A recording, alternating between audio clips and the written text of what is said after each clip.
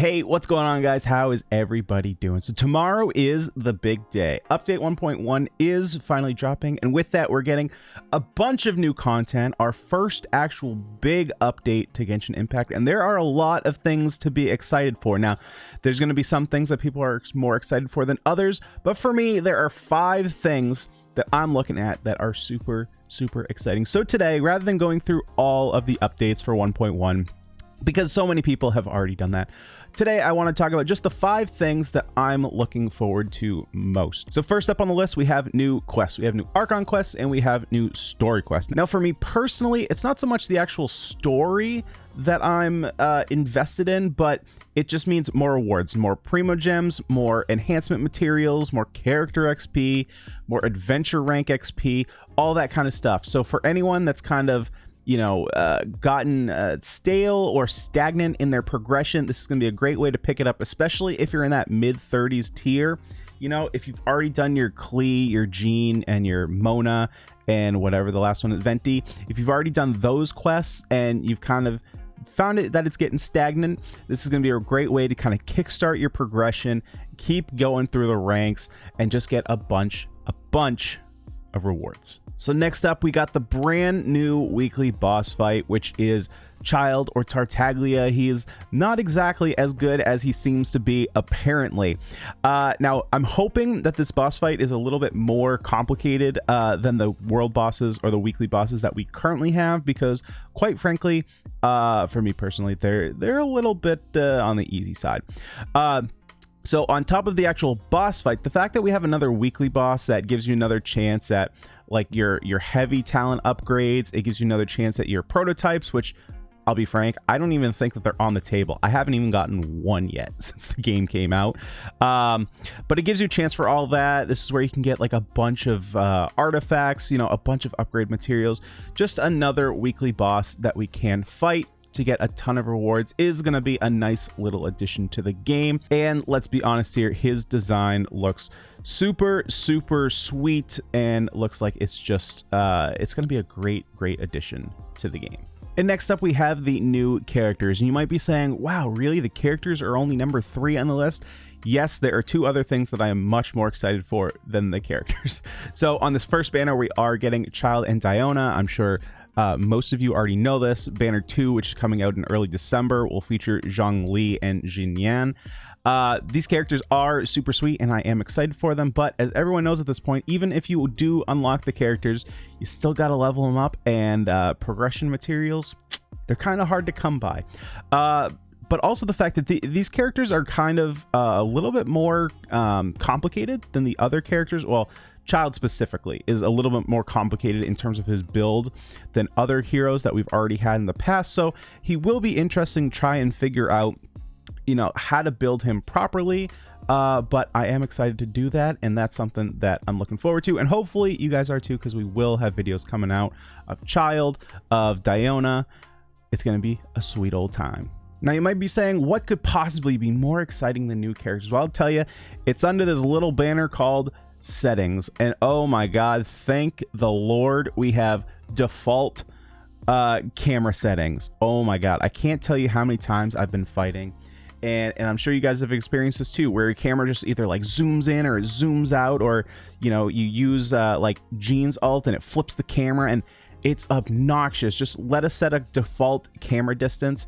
It's gonna help a lot with me personally in terms of videos, because as I'm walking all the time trying to capture like B-roll of these characters, it keeps zooming in and I gotta like keep scrolling out, and it just gets like this like wiggly shaking thing.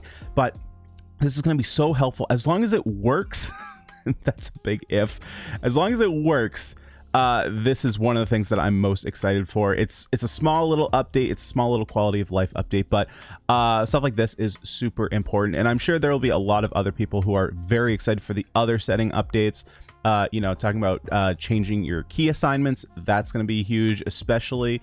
I know I've heard some complaints from like the handicapped community, where because you can't adjust the buttons, if there's certain buttons that you can't have access to because of your disabilities, it's actually a game that you can't actually play. So hopefully these settings updates actually increase the amount of players that can play, and then you know, increases the accessibility of this game. That's super exciting. Anything that you can make to make it easier on your players, it's a positive in my book. And finally, the last thing that I am excited for, good God, I cannot wait for a new one, is the brand new updated Battle Pass. Now, I can't even show you the one in game because it's actually been removed from the game. So we're just going to have to deal with this static image here. But the Battle Pass is absolutely huge. If you didn't buy the Battle Pass this last time around, and if you're looking for the best way to spend your money, the Battle Pass is without a doubt the best way to spend money in this game. The amount of value you get from this thing is absolutely insane. Now, I finished my Battle Pass like 3 weeks ago or something like that, and I've noticed significantly how slow my progression got as soon as I didn't have it. Like, the amount of resources you get from this and how easy it is to get levels up, it can't be understated. Like, this thing is absolutely huge. Now, I wish that they would actually shorten the duration of this Battle Pass so that's not like a month and a half. I wish it was just like a month, you know. Maybe they will. Maybe the first Battle Pass was just because it wasn't like, you know, a full update in, or a full month in terms of their like update rotation, so it could have been a little longer. But I would suggest, if you're looking at this, you do not need to buy the upgraded Battle Pass, like the $20 version or whatever it is. You only need to get the Gnostic Hymn, which is the first level. It's like $10. The extra 10 levels you get, not at all necessary. As I said, I cleared it like weeks before it actually ended, and do you really want to pay an extra 10 bucks for a name card? I highly doubt it. But the actual, like, the things you get, all the weapon crystals, the adventure books, all the Mora, good God, you get like 3 million Mora out of this thing. Plus you get a really sweet 4-star weapon. It looks like those weapons are all going to be the same, so you can either refine the weapon that you got last time if you got the Battle Pass, or you can get a new one. I personally will be going for a new one, because for me, I think it makes more sense to have access to more weapons as opposed to having fewer better weapons. You know, that's why, like, I have 2 Wolf's Gravestones. I have not refined them because I would prefer having 2 Wolf's Gravestone on 2 separate characters that I don't have to worry about switching. Like, if I want to have 2 Wolf's Gravestones in Abyss, let's say, I can do that and not have to worry about that. So for me, that's what I'm going to be doing. But this is absolutely the most exciting thing for me. I've been waiting for a new Battle Pass for, like I said, a long time now, and I cannot wait to have access to the free rewards that this provides you. And when I say free, I mean like after you spend the 10 bucks to get the upgraded Battle Pass. But as you go on, it seems like it's free, right? Because you're not spending the $10 as you upgrade. You're spending $10 first, and then it becomes free. That's how I like to look at it, and that's how we're gonna end it today. So guys, those are the 5 updates that I'm really looking forward to when it comes to 1.1. We only have a day left, and look, I don't know what I'm gonna do in the morning when there's like 6 hours of updates, but we'll get there. 1.1 is going to be a big update.